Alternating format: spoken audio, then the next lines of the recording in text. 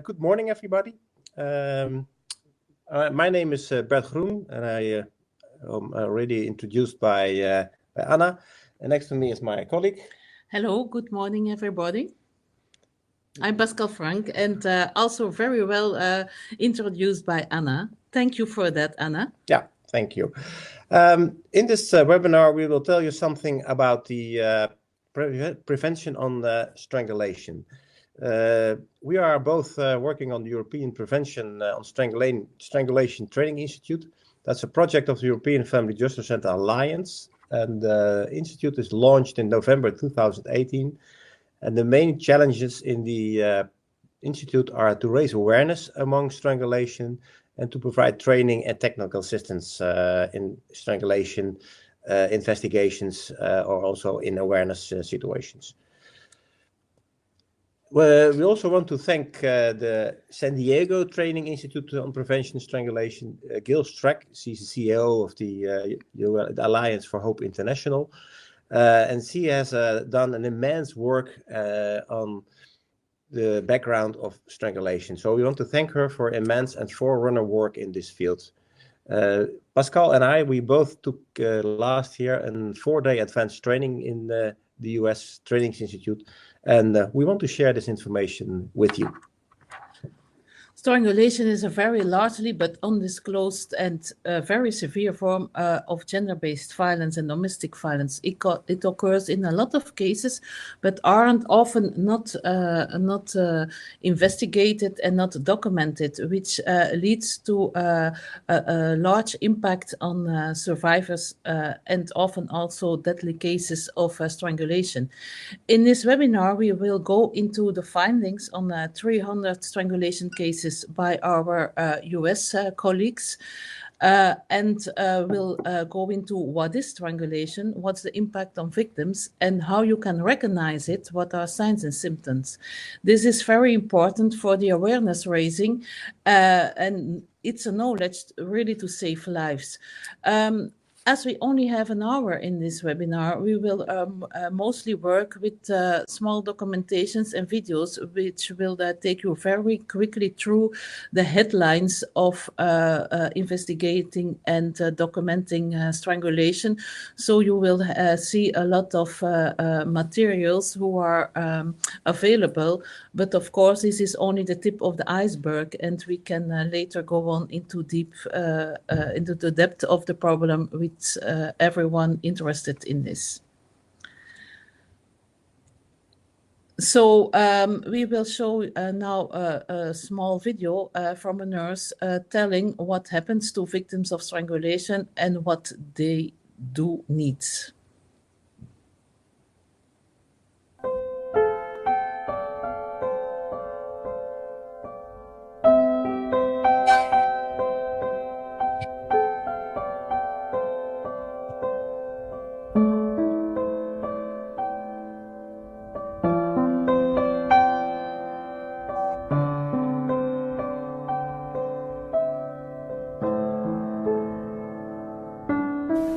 Hi, my name's Joanna. I'm a sexual assault nurse examiner. The first time we meet might be in a room like this, in an emergency room, where you're my victim and I'm taking care of you. This is a traumatic and difficult time. There's a little bit of information that I need to give you on a very lethal form of domestic violence, strangulation. You may not have this information, and I need to prepare you for a difficult time in your life. Strangulation is one of the most lethal forms of domestic violence. If you have ever been in a situation of domestic violence or intimate partner violence, you need to understand the importance of anybody putting their hands around your neck and squeezing, especially if you come to in a place where you don't remember beginning. That means that you were strangled to the point of unconsciousness. That is near lethal. The only difference between you being here with me now and you being a homicide case for the detectives is the fact that you woke up at this time. Did you know that you could come to me as a victim of strangulation and not even have a mark on you? In over 50% of cases, young ladies and men who come to see me in this traumatic time of their lives don't even have a mark on them. The only difference between a murder case, and near lethal strangulation is the amount of time that your perpetrator squeezed your neck and how hard he squeezed. It only takes a matter of seconds for you to become unconscious. One thing we do know is in most of these situations, your brain will begin to panic and you will be fighting for your life. The pressure that it takes to cause this is basically only a firm handshake. So think about that. A firm handshake is enough pressure to occlude air and blood flow to your brain. That is the definition of strangulation. It is the occlusion of blood or the stopping of blood flow and oxygen to your brain. There's other medical things that happen in there, but you just need to know that it's stopping air and oxygen to your brain. But there's something really important in that process that I need to talk to you about. It only takes a matter of seconds for the cells in your brain to begin to die. As an emergency room nurse, I understand this kind of process as a body mechanism. If you come in and your heart has stopped, I know what to do to give you a fighting chance. If you come in to me and you've stopped breathing, I know what to do to give you a fighting chance. If you come into me with what we call an anoxic brain injury, or the fact that oxygen hasn't reached your brain for some time, is the fact that there is nothing I can do. Once those brain cells begin to die, it's gone forever. I cannot bring them back. There is nothing that I can do to save them. They are gone forever. The most tragic thing for me about that is they can never regenerate. It's not like your skin. We think about cells as constantly regenerating and constantly becoming something new. In your brain, that doesn't happen. Once they're dead, they're gone forever. You were born with the same number of brain cells that you will die with. They'll still be up there, but they will no longer be functioning. That's going to change who you are. That's going to leave you with some problems when you get done here. You can still be an overcomer. You can still be an amazing person, but things are going to be a little different. You're not going to be the same person. Have you ever noticed that you had trouble remembering things that you think you should remember? Do you ever remember waking up, not where you remember being last? Do you remember seeing marks on your face, look kind of like freckles? We call them petechiae in the medical field. Have you ever had a ringing in your ears or vision changes? Or did you suddenly have that feeling of absolute and utter doom? The thought crosses your mind, I am dying. Later on when you think about it and you're going to say to yourself, well, not really. Yes, really. Your brain is amazing, and it knew that in that moment its struggle to survive was coming to an end. It had done all the necessary things to make it possible to survive. Those were the vision changes, those were the hearing changes, seeing spots. It was doing everything that it could. At that point, it was saying, I no longer have enough air, I no longer have enough blood to support life. In that moment, those brain cells were dying. No longer recoverable. You are recoverable. Those brain cells are not. Please, I'm asking you for your sake, because we are proud of you and we believe in you. You're an overcomer. For your sake, if you ever find yourself in a position where you feel that your life is threatened, take it seriously. Please, memorize phone numbers. Memorize people's names that you know will help you if you ever get into a situation where you feel like your life is in danger. And when that one spark comes that says, now is my time, I need to get out, recall those and make that decision to get out. You may not ever see me. You may not ever come to me, but I want you to have the tools that it takes to be a survivor.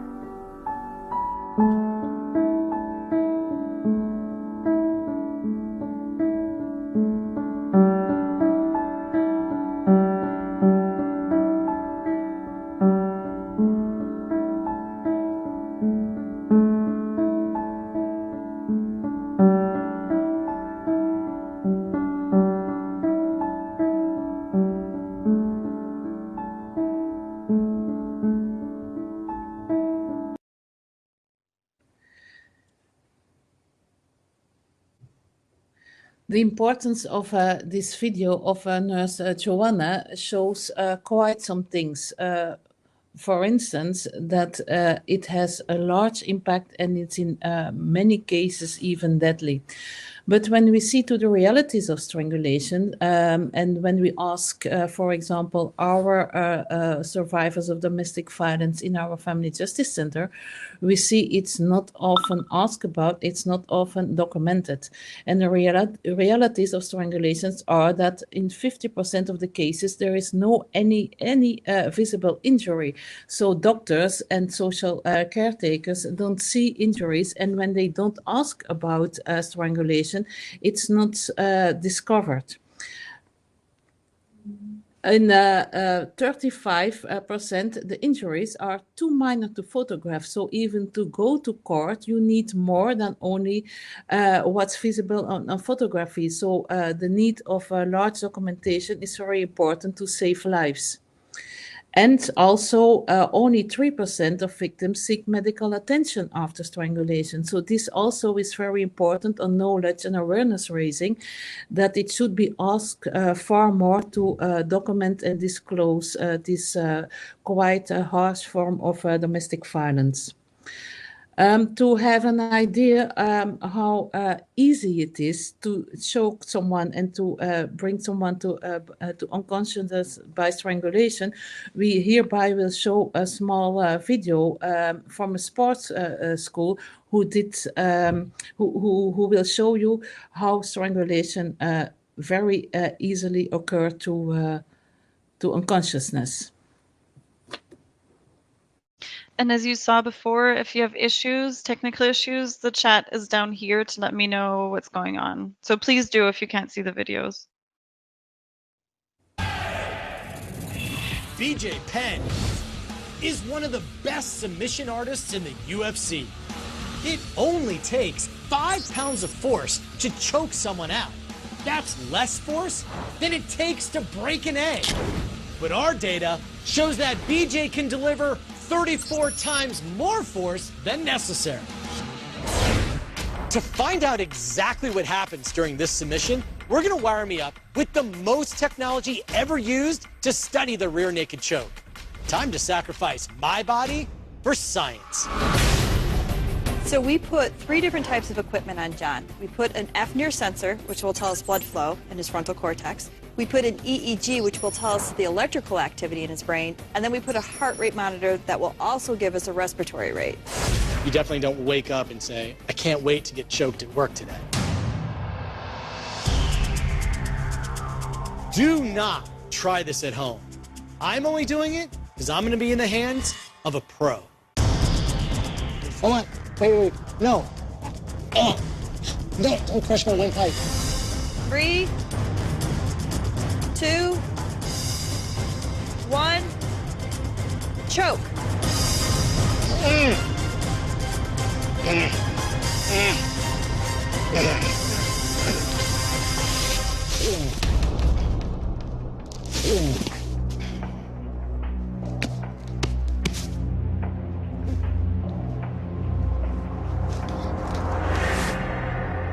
Did I get choked out? Did we get him? Yeah. Our unprecedented data reveals exactly what happened moment by moment. Although the brain is only 2% of the body's weight, it utilizes 20% of the body's oxygen. And when BJ's forearms compress my carotid arteries, the blood flow, therefore oxygen supply, is reduced by 13% to my brain. 3 seconds in, muscle activity more than doubles. At 6 seconds, my vision starts to go. First, color fades. Then, a black curtain closes in for my peripheral vision. This curtain is the last thing I remember. At 8 seconds, interaction between the 8.2 billion neurons in my frontal cortex has stopped, halting my short-term memory. And at 9 seconds, I'm out cold. My brain is in survival mode and powers down my entire body. My heart rate drops from 124 to 80. Respiratory rate drops by 55%. At this point, electrical activity in my brain has been reduced by 65%. After BJ releases the choke, my heart aggressively pumps to push oxygen-rich blood back to my brain at 12 milliliters per second. And amazingly, the world's most sophisticated computer, the human brain, reboots in only 3 seconds. And the only residual effect is a 5-second gap in my memory. Did I get choked out? I thought we had not done it. I felt pressure, and then I was talking again. I did not feel passing out at all. In the UFC, 95% of fighters tap out before losing consciousness. And because of the rules in the octagon, no one has ever been seriously injured because of a chokeout. I way rather get choked out than knocked out. No cuts, all your teeth are still in your mouth, you know, you got nothing to worry about. We discovered some incredible data, but make no mistake about it, choking is dangerous business, and it's best left to the pros.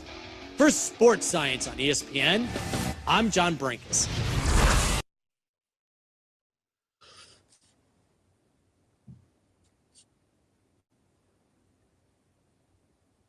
Okay, the video that we will show now is from the US Training Institute on Prevention of Strangulation. It's called Recognition of Strangulation. It is taking you step by step in what is strangulation, what does it mean. So it's a very, very powerful video that shows step for step how what we talked about in this morning. Consciousness, unconsciousness, death, strangulation. Recent studies have shown that almost half of all domestic violence homicide victims had experienced at least one episode of attempted strangulation prior to a lethal or near lethal violent incident. Victims of prior attempted strangulation are 7 times more likely of becoming a homicide victim. We can identify strangulation cases prior to an autopsy. Never let a victim die in vain.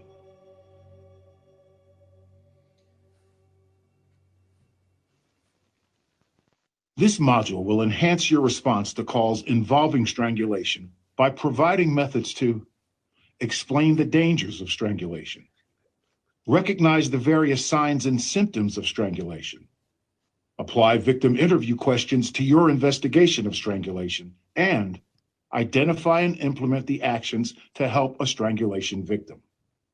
It should take you approximately 25 minutes to complete this module. The realities of strangulation are staggering. In a San Diego City Attorney's Office 1995 study of 300 attempted strangulation cases, most victims lacked physical evidence of being strangled.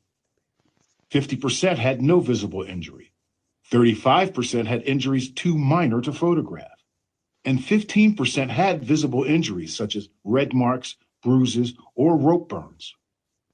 While these injuries were significant enough to photograph, the majority of these photographs were unusable because they were blurry or washed out from the flash. Sadly, victims sought medical attention in only 3% of the cases. This action was taken because they experienced persistent pain, voice changes, or trouble swallowing. Focusing on the symptoms, the study showed that police reports often neglected to clearly document what, if any, symptoms victims were experiencing, leading to the conclusion that either the officers were failing to ask or the victims were failing to report their symptoms. The reality is that with a lack of visible injuries, the seriousness of strangulation can be missed, and suspects are not being held accountable for their crimes. Strangulation of an intimate partner should be prosecuted as a felony. In the following section, we will discuss in depth some of the realities that might impact your awareness and investigation of strangulation cases. Is it possible to strangle someone to death in 4 minutes or less and not leave an external mark? Yes, brain death can occur within 4 minutes. The physical dangers of strangulation can lead to any number of the following conditions: asphyxia, hypoxia, tracheal occlusion or fracture, laryngeal injury, or vessel occlusion. Select each condition to learn more.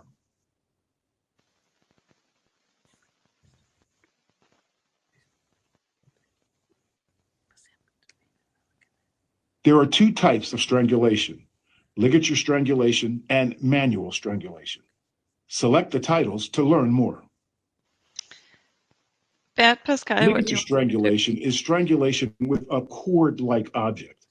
The object can be anything from a telephone cord to articles of clothing, also referred to as garroting.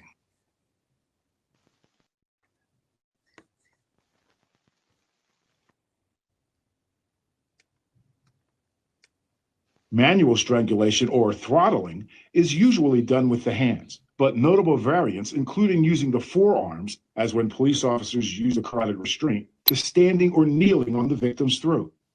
Manual self-strangulation is not possible.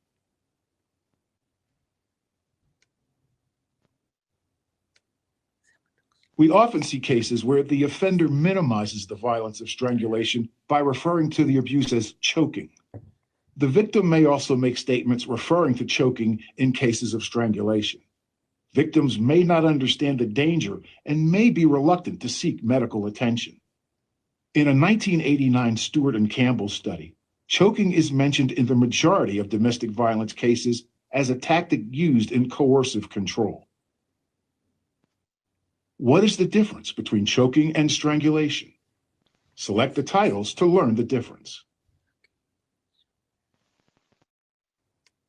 Choking usually refers to blocked airways due to compression or obstruction of the windpipe, generally accidental.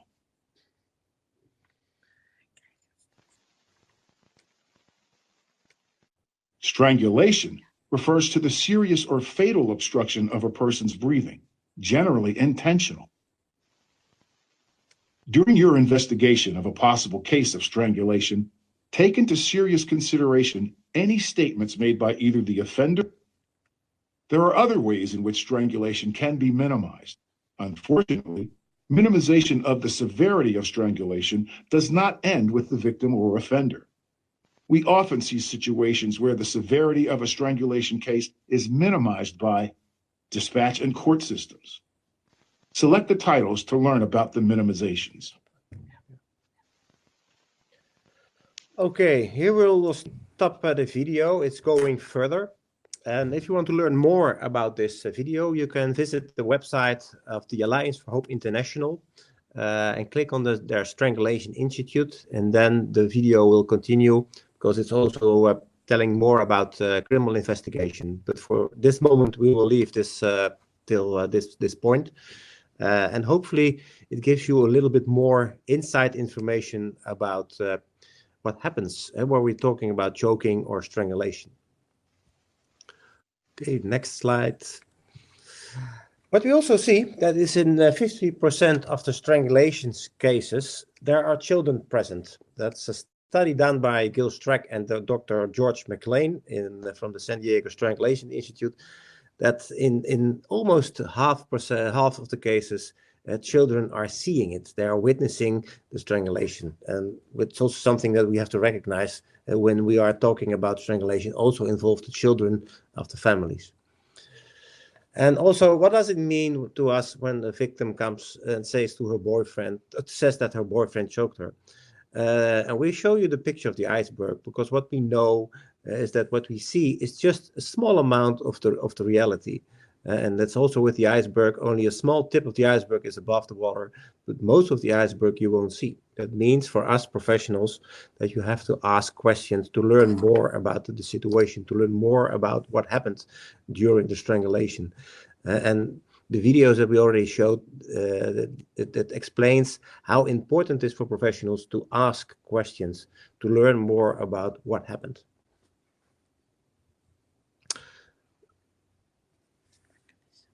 The recognition of strangulation. And here you see where the strangulation is. It's in the middle between the use of weapons and the homicide. You see it starts when we talk about domestic violence, slap, the punch, the kicks, but also, and that's especially in the United States, it's more than in Europe because of the use of weapons. The strangulation is somewhere between the weapon and the homicide. And victims of prior attempted strangulation are 7 more likely to become a victim of homicide. And that's a study done by Glass in 2008.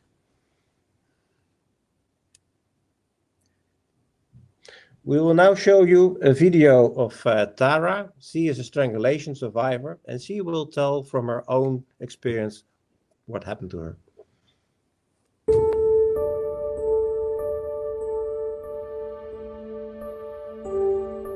It was a boyfriend that I was with. I remember we checked in and we went into the hotel room, and I hadn't been feeling well, so I went and laid down. And there had been abuse that had been leading up to this, but never quite at this magnitude. And when he walked in, he walked over to me on the bed and sat on top of me and lifted his hand and as far back as he could and backhanded me. And I just remember laying there completely shocked, wondering what had just happened and why. I remember the whole night thinking, you can hit me and you can do what you want to me. I will walk out of here, or at least leave here alive. I'm not leaving in a body bag. He had completely damaged the room with my body. He got on top of me and straddled me, pinning my arms down to my side. And he said to me, I remember he bent down and whispered into my right ear, I'm going to kill you now, so go ahead and think your last thoughts. And I remember at that point thinking, oh my God, I'm going to leave here in a body bag. And my family is going to get a phone call that I died in a hotel room at the hands of somebody who is supposed to be protecting me. And he started choking me, strangling me. And I remember his hands wrapping around my throat so tight that I swear I felt like it was going to pop my head off. And I remember thinking, I have absolutely no control. And so grasping for what little control I could have, my only control was, I don't have to look at you when I die. So I remember with his hands around me kind of turning to the left while he's still on top of me, so that I didn't have to see him and that he didn't end up being the last thing that I looked at when I died. And I remember laying there, everything starting to go black, and my whole body just in excruciating pain. And I remember thinking, I hope my family knows that I love them.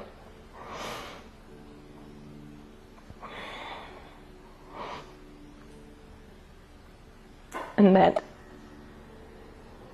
they get some kind of closure that I didn't suffer, even though I was. I didn't want them to ever think that my last moments were in suffering. So while he was on top of me, strangling me, all of a sudden I could see it and I could feel it, and it was this incredible light, and it was gold and it was bright, went shot through the top of my head and through my entire body, out my feet, and he went flying across the room and hit the wall. And there was no way I could have pushed him off of me. I could hardly move. And I remember it stunned him for a minute. He had no idea what just happened. And I got up off the bed, you know, gasping for air, and he just had this look on his face like, what the hell just happened? And I got up and I crawled across the room, and he got up and he walked over to me and got right in my face, and he looked at me and he said, I don't know how you just did that. It won't happen again. And he said, I'm going to go have a cigarette and I'm going to come back and finish you off. And it will happen this time. You could tell just by the room alone, and my outer appearance, that I was not in my body. I was not there. And I remember actually saying, no, I just want to go home. I just want to go home. And I remember a part of me saying, don't listen to me, just take me to the hospital. And I couldn't get it out. And they ended up telling me, okay, we'll leave you. And they left. What haunts me to this day is how I was left. And completely just abandoned by the professionals that are supposed to be there to help you. Like I said, it wasn't that they did it, on purpose or to do it personally towards me. It was a lack of communication. It was a lack of the system not having the understanding of how to work with somebody that just went through something like this. And so part of it for me now is feeling like I have this permanent scar of feeling like that was never concluded for me in that way. I should have been able to have somebody that could stand by me, that understood that I wasn't in my body, and to be able to speak for me and be an advocate for me. Even that police officer should have been my advocate at that moment, or the EMTs should have been my advocate at that moment. And if they had been properly taught what to do for somebody in this situation, it would have been done differently. And to this day, that's probably the portion of my torture and assault that haunts me the most.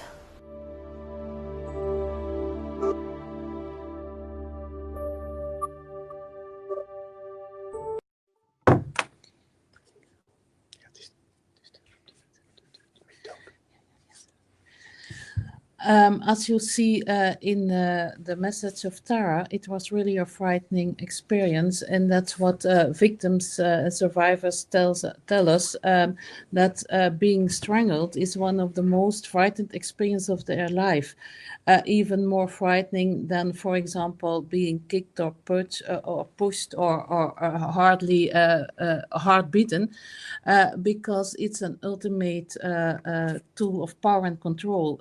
Perpetrator often looks into your eyes when strangling, when doing the strangulation, and this really shows I can decide if you should live or not, if you should breathe or not. And this is really very frightening for victims, as they know they don't have a choice at that moment, that there is an ultimate power and control. So strangulation isn't often a case of a race or whatever, but it's really used as a tool to silence the victim. They want her to shut down her mouth, not to breathe, not to have any opinion at that moment. So it's really also to see it in that way. When you talk to victims about what happened to them, they often tell, oh yes, and he grabbed me by the throat. And it's going into the depth of what does that mean, and interrogating victims on how to document that really can help them to prove the strangulation and the ultimate power and control used by the perpetrator. It's not often done. It should be included far more in working with survivors of violence, and it should be trained, therefore, to social workers, nurses, doctors, and so on, but also to police officers and prosecutors. At our yearly conference, we took a whole day of strangulation training, and all people attending it, it was really an eye-opener about the severeness of this form of domestic violence. So for us, it's really a plea to see what's happening to victims and to see the severeness of this kind of using of power and control. As European Family Justice Center, we want also to spread this, to give more knowledge, and are there so available for training tools and technical assistance in interacting and reacting and prevention of non-fatal strangulations for all kinds of people. So please contact us. There are also tools available, and on the next slide you can see some of the really good tools. Signs and symptoms of strangulation, and we can provide you with everything of this to start telling about this form of violence and the impact on survivors and what's needed to help them and to stop perpetrators, also by including law enforcement, and to use these tools to have at least knowledge about strangulation.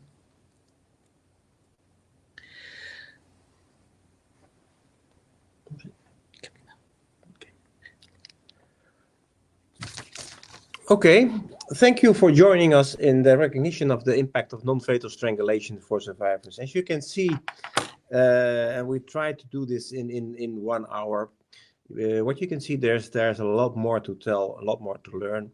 And what you also could see from the last 2 slides, and especially from the slide where you can see the signs and symptoms, that it's very important to not only to listen to the survivors, but also to watch, to see, and to look if there are small marks on the body. And the thing is that there are some questions that come up about the difference between choking and strangulation. Sorry, just one quick moment. So we're done with the presentation. Now you have the chance to ask all the questions that you're interested in. Once again, there's a chat down here. You can see Claire from Australia already used it to ask the question, what is the difference between choking and strangulation? Apologies. So any questions, anything that you feel wasn't covered that you would like to know from the presentation, please now take a moment to write it down, and while Bert and Pascale maybe answer the first question.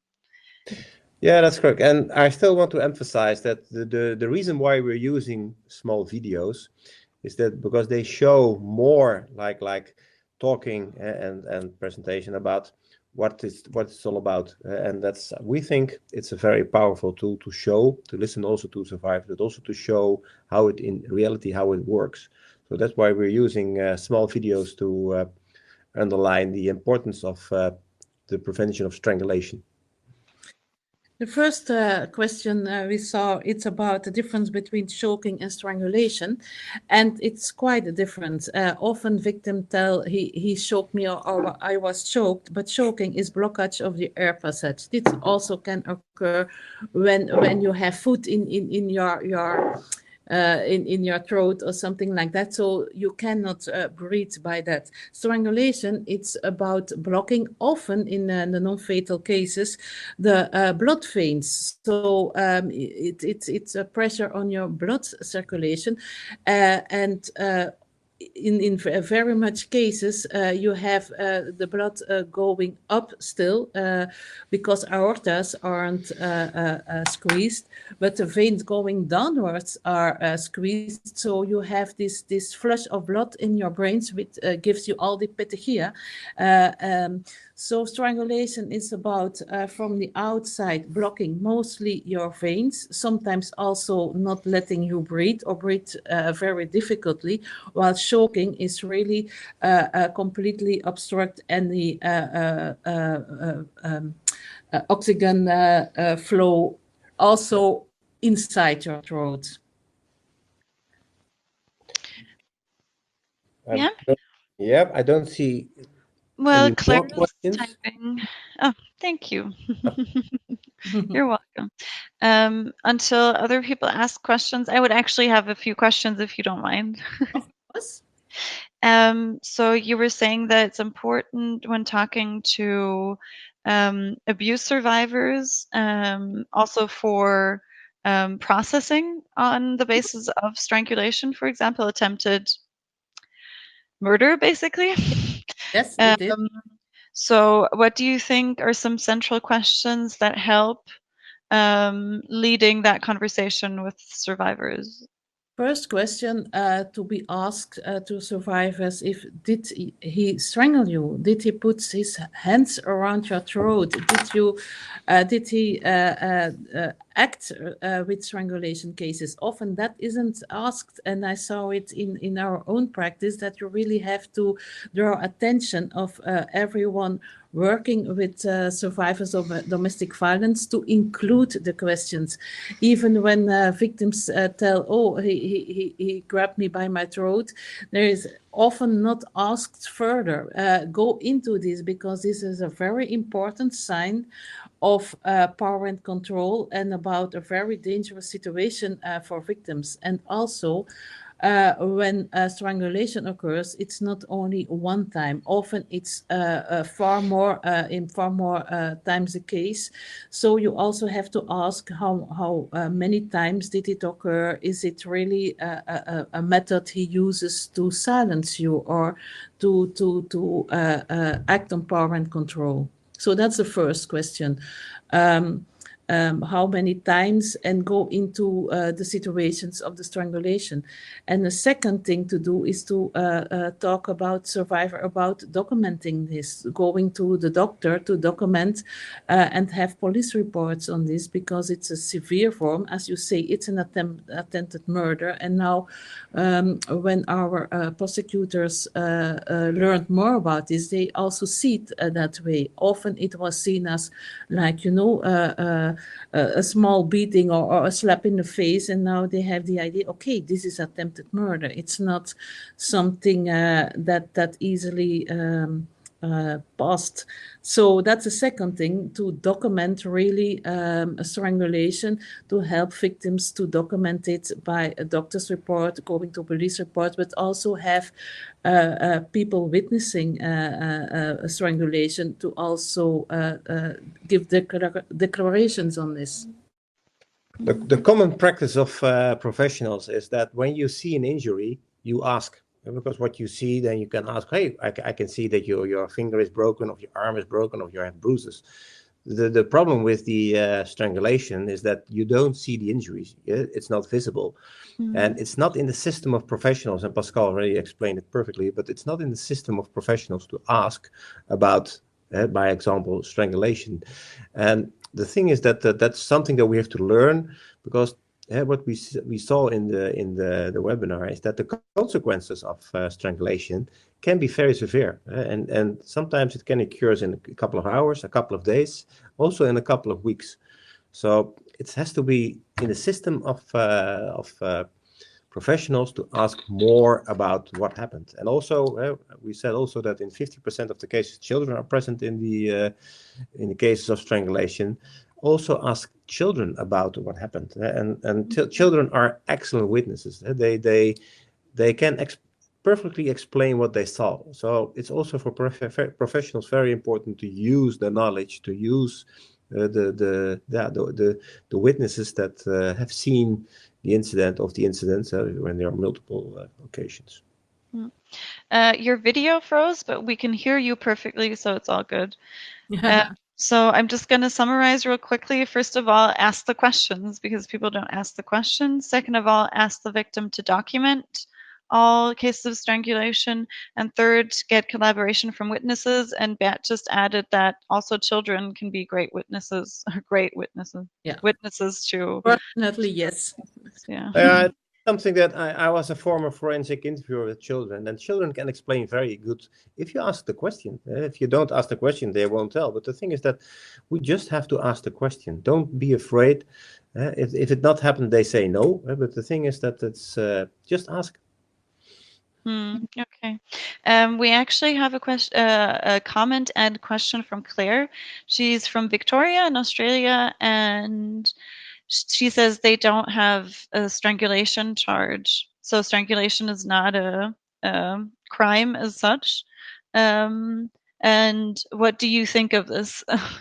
Well, I guess the question is also, what's the situation in Belgium and in the Netherlands, for example? Do you know? There are not many, I think, non-European countries at this moment having a strangulation as a stand-alone charge, although it should be that way. And it was, for example, also the impact of the training in December on strangulation, the whole day training, when the prosecutors got the knowledge about the seriousness and the impact of strangulation. They said, but this should have a stand-alone charge because it's some way quite different than giving a slap in the face, as I already told. So when you work on this awareness raising, they see the importance of having it as a stand-alone charge. So for example, in Belgium, we are now working towards that because we got a prosecutor also involved in working on knowledge and seriousness. It's really an attempted murder, and we are convinced it should have this stand-alone charge and really be recognized by law enforcement and justice as a very severe form of domestic violence, empowering control in gender-based violence. So just a quick question, standalone charge means so that would be attempted strangulation as a charge, or yeah. And it's absolutely necessary, and it starts with the awareness among the police, among the prosecuting office, and also the people who are responsible for making the laws, the government. So that starts with awareness raising and knowledge, because what we see in Europe, and that's different than in the United States because they started way earlier, is that in Europe there's a huge lack of knowledge among the professionals from the police and the prosecutor office about strangulation. And that's our challenge also, to make it more known and to make it more visible, that we're talking about life and death, and that it's not something that it's, oh yeah, we have to think about. No, it's there, and we have to be aware. It's the most powerful tool for perpetrators to use, to say to a victim, I can choose if you are going to die or staying alive. Imagine that. That's horrible. So that's why we started in Europe after taking the whole training in the States, because it were our US colleagues who draw our attention into it. And as we give trainings ourselves, we see people also get into it and to see the impact and what should happen to help victims far more than we do up to now.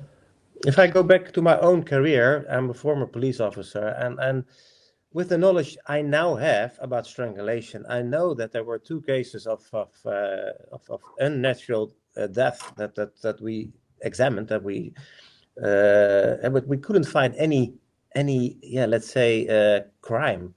With the knowledge I have now, I think I would have thought and act different. But that's the reality. If you don't know, then you can't act. But now I know, and that's the challenge that I already explained before. We have to bring it further and to do a lot about awareness. For our participants who do perpetrator work, do you maybe have some input on how to deal with it on the side of working with perpetrators? Yes, I quite think so. I think it should be discussed with perpetrators if they use strangulation, and that it should be included when they use strangulation, or when you know from police reports, victims' statements, and that really in perpetrators programs it should be a very important topic, and why they use it, and the power and control thing. I think this is a really clear message to perpetrators that using strangulation towards their victims, that is ultimate power and control show. Yeah, and I do think that perpetrators are not always aware of the impact of the strangulation. You can see it at schools. Sometimes it's used by boys to girls just to make fun and to grab them in the throat and say, hey, you have to listen to me, or hey, what are you done? The thing is that they are not aware that choking, putting your fingers around the neck of somebody and making pressure already can harm. So I think that and in this case, perpetrators, that they are not always aware of the impact that they are having with their attitude. So they should know more about, okay, but what you've done can harm somebody for life. Because I don't think there's any more questions coming, so I would finish with one question to you. I think I missed it. Do you know in how many cases of domestic violence strangulation plays a role? Is there a ballpark figure? Yeah, they have it in the States. I don't know it by head. It's very huge. But just from our experience, as we started to ask victims, 1 out of 2, when you just ask them, they say, "Oh yeah, this happened to me." And at some point 2 years ago, I looked into the causes of partner murders and that by partner in our own country, and I found out that 1 out of 3 murders by partner violence was done by strangulation. So the most severe ending death is in 1 or 3 cases. So that's quite a lot. That is quite a lot. Claire just let us know. Oh, Claire just let us know that 9% of domestic homicides in Australia are by strangulation. And I think that I'm sure that there's a huge dark number on this side, because it's what we are discussing the whole morning. It's about not knowing and not being aware of the fact. So I think that if you ask the clients more and more, and Pascale explained it already, that you will see that there are in many more cases strangulation is happening, but the thing is, it's we don't know. So I think it's very underreported. And it's also that's. So the first step is really to bring it out in the open, to disclose the problem, and to get all professionals involved, from medical field, from social caretakers, women's aid, perpetrator programs, police, justice, because together we can bring it in the open and help victims far more, and also I think really minimize death in time. And help victims far more earlier. Okay. It's 12 o'clock. Thank you very much.